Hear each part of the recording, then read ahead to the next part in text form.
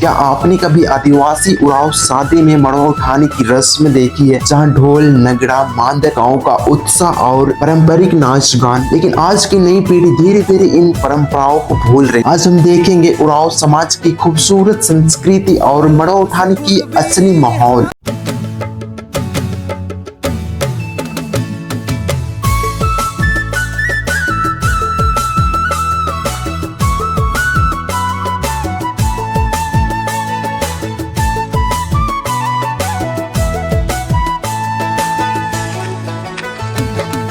पूरब से पूर्वी हवा चलेला, हवा के झोंका मन के मोहेला।